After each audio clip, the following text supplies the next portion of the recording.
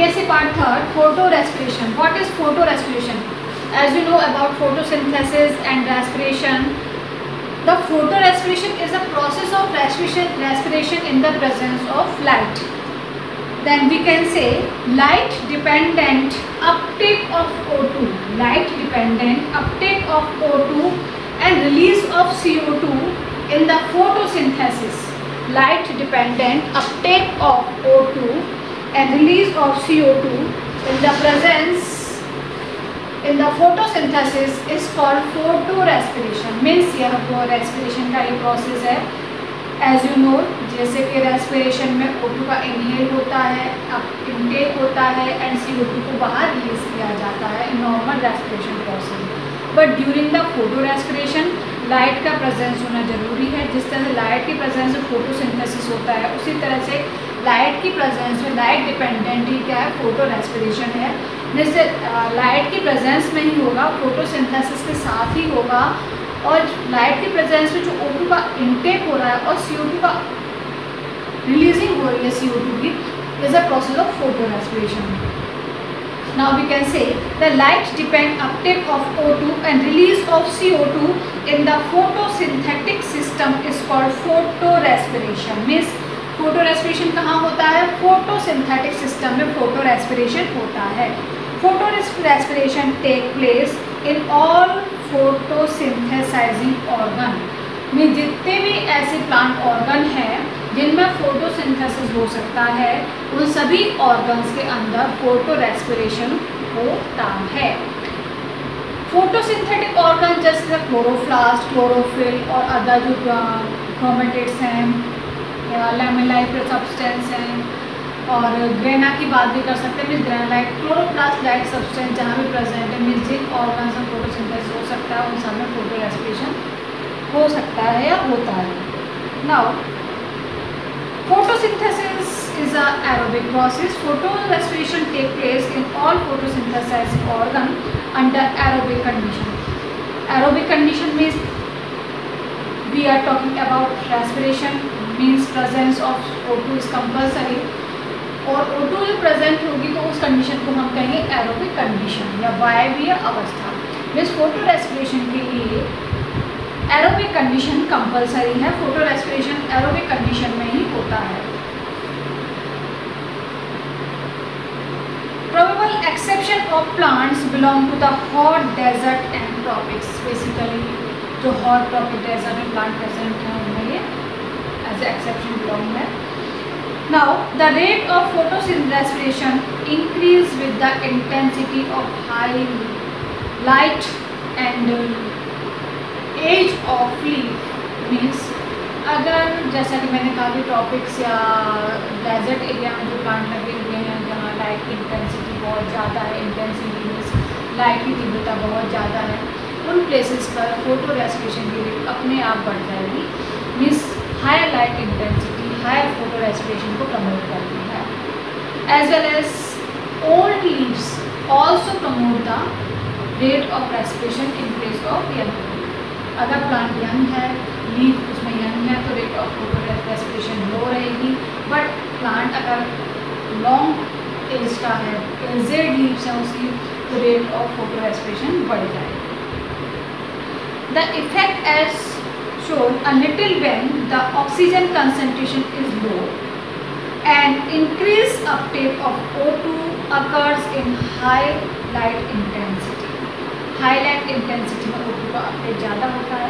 अगर O2 का concentration कम है तो रेस्पिरेशन का जो इफेक्ट है वो लो रहता है. बट अगर जैसा कि मैंने कहा हाई लाइट इंटेंसिटी इसको बढ़ाती है, मीन्स हाई लाइट इंटेंसिटी में O2 का अपटेक बढ़ जाता है. And uptake of O2 is responsible for the increment या rising in the photorespiration. जैसे हाई लाइट इंटेंसिटी है, ऑक्सीजन के अपटेक को बढ़ा रही है, तो रेट ऑफ फोटो रेस्पिरेशन अपने आप ही बढ़ जाएगा. Higher concentration of O2 depress photosynthesis. अगर आपको पता है कि फोटोसिंथेसिस के लिए रिक्वायर्ड कंडीशंस हैं वो है CO2, water, sunlight and chlorophyll. यहाँ हमने O2 का नाम नहीं लिया है. O2 का नाम यहाँ नहीं लिया है हमने. मीन्स अगर यहाँ O2 प्रेजेंट होगी तो फोटोसिंथेसिस में ये नेगेटिव इफेक्ट शो करेगी. तो अगर एनवायरनमेंट में अगर higher amount of O2 present है तो फोटोसिंथेसिस को कम करती है, डाउन करती है। बट अगर इसी एनवायरनमेंट में O2 की मात्रा कम हो जाए और CO2 इंक्रीज हो जाए तो रेट ऑफ फोटोसिंथेसिस बढ़ जाएगी और रेट ऑफ फोटो रेस्पिरेशन घट जाएगी। मीन्स हम कह सकते हैं कि फोटोसिंथेसिस और फोटो रेस्पिरेशन एक दूसरे के इनवर्स है। अगर एनवायरनमेंट में CO2 है या मैं कहूँ कि O2 की अमाउंट कम है तो फोटोसिंथेसिस का प्रोसेस हाईली होगा। अगर एनवायरनमेंट में O2 की मात्रा ज़्यादा है तो फोटोसिंथेसिस का रेट कम हो जाएगा और फोटोसिंथेसिस का रेट कम होने से क्या होगा, उस प्लेस पर फोटो रेस्पिरेशन का जो रेट है या फोटोसिंथेसिस का जो प्रोसेस है वो हायर प्रोसेस में आ जाएगा। Now higher concentration of O2 depress photosynthesis and accelerate photorespiration as I explained you. If CO2 is low then the rate of photosynthesis already low. अगर CO2 कम है तो रेट ऑफ फोटोसिंथेसिस भी कम हो जाएगी और रेट ऑफ फोटो रेस्पिरेशन बढ़ जाएगी। जहाँ रेट ऑफ फोटोसिंथेसिस कम हो रही है वहाँ रेट ऑफ फोटो रेस्पिरेशन अपने आप बढ़ रही है, क्योंकि अगर CO2 लो है तो O2 ज़्यादा होगी, CO2 कम है तो फोटो रेस्पिरेशन कम होगा, फोटो रेस्पिरेशन कम होगा तो फोटो रेस्पिरेशन ज़्यादा हो जाएगी क्योंकि O2 बढ़ेगा। CO2 कम O2 ज़्यादा CO2 कम, both are reversible. I explain it. अगर CO2 के अमाउंट एनवायरनमेंट में कम है देन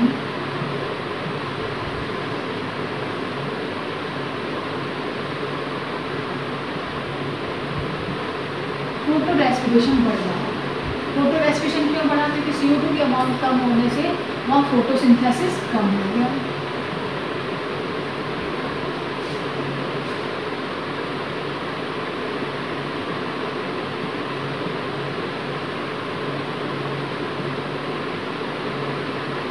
अगर एनवायरनमेंट में CO2 कम है तो फोटो रेस्पिरेशन ज़्यादा होगा और फोटो रेस्पिरेशन ज़्यादा होगा तो फोटोसिंथेसिस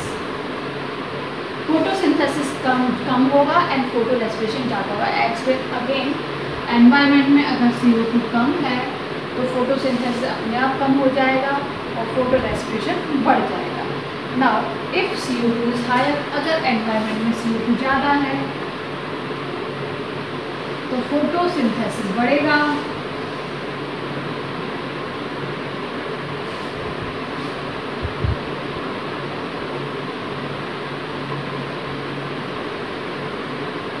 देन फोटोसिंथेसिस बढ़ेगा then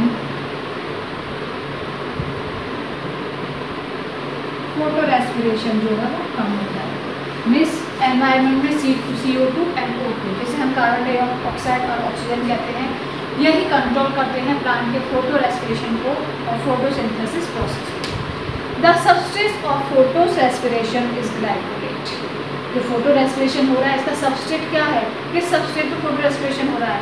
the substrate of photo respiration is glycolate.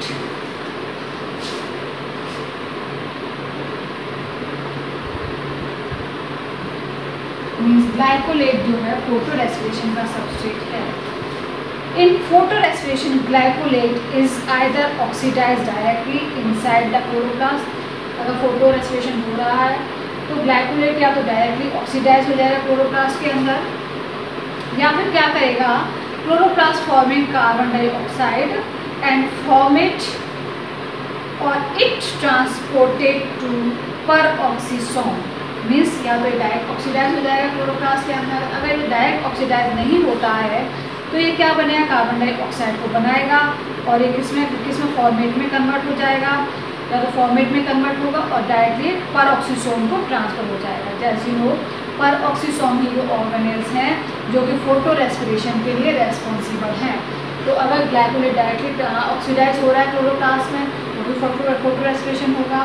अगर ये डायरेक्टली ऑक्सीडाइज न होकर या तो फॉर्मेट का फॉर्मेशन कर रहा है, फॉर्मेट, ये फॉर्मेट की फॉर्मेशन के बारे में जिन साइंटिस्ट ने कहा था उनका नाम है ZELITH, ZELITH। इन्होंने कहा था कि ग्लाइकोलेट जो है ये डायरेक्ट ऑक्सीडाइज ना होके फॉर्मेट का फॉर्मेशन करता है। फॉर्मेट ये फॉर्मेट को फॉर्मेशन करता है और ये कहाँ ट्रांसफर हो जाएगा, पेरोक्सिसोम को ट्रांसफर हो जाता है।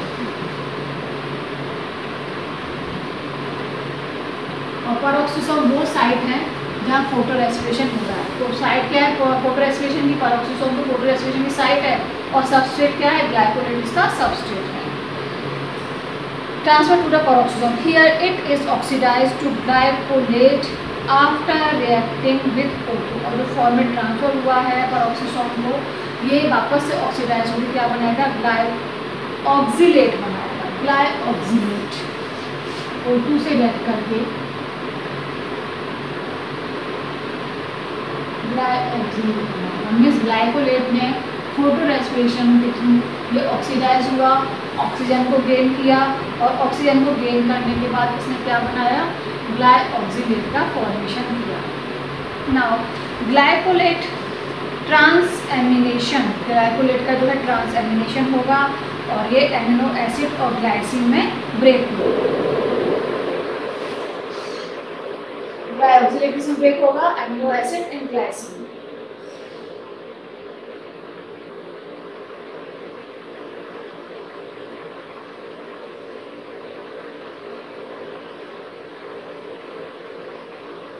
एमिनो एसिड एंड ग्लाइसिन में ब्रेक हो गया। इसमें जो एंजाइम काम करेगा उस एंजाइम का नाम है ट्रांसएमिनेशन और ये प्रोसेस ट्रांसएमिनेशन कहलाता है।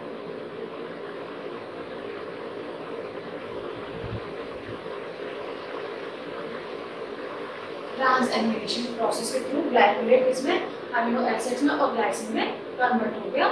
Glycine move out to peroxisome. अब जो ग्लाइसिन बना ये कहाँ मूव करेगा, ये पेरोक्सिसोम को मूव करता है। ग्लाइसिन क्या है, C2 कंपाउंड है, C2 compound, glycine is C2 compound, 2 carbon compound है, ग्लाइसिन C2 कंपाउंड है। ये कहाँ मूव कर रहा है, पेरोक्सिसोम को मूव कर रहा है। Molecule combined to form a molecule of another amino acid. ये वापस कंबाइंड होकर एक दूसरे एमिनो एसिड का फॉर्म करते हैं, जैसे कि serine. Serine another amino acid serine का फॉर्म करेंगे और सेरीन क्या है, एक 3 कार्बन कंपाउंड है, C3 कंपाउंड। तो ग्लाइसिन ने आपको कंबाइंड होकर मॉलिक्यूल के साथ क्या सेरीन का फॉर्मेशन किया और serine is a 3 carbon compound and releasing CO2 and ammonia. और इस पूरे प्रोसेस में जो ग्लाइसिन सेरीन बन रहा है, ये दूसरे कंपाउंड के साथ रिएक्ट कर रहा है, या फिर कह सकते हैं कि जो फोटो रेस्पिरेशन का पूरा प्रोसेस है, इसमें जो रिलीजिंग होती है वो CO2 और अमोनिया का रिलीजिंग होता है।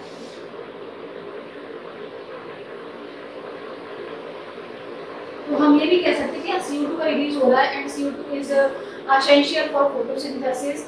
तो जैसा कि मैंने आपको एग्जांपल देके बताया, अगर ऑक्सीजन कम है तो फोटो रेस्पिरेशन, अगर CO2 ज़्यादा है तो फोटो रेस्पिरेशन कम होगा, अगर CO2 कम है तो फोटो रेस्पिरेशन ज़्यादा है। मीन अगर फोटो रेस्पिरेशन फोटोसिंथेसिस कम हो रहा है, आप फोटोसिंथेसिस कम हो रहा है तो फोटो रेस्पिरेशन बढ़ेगा। तो फोटो रेस्पिरेशन बढ़ने से क्या कर रहा है, CO2 मिल रहा है।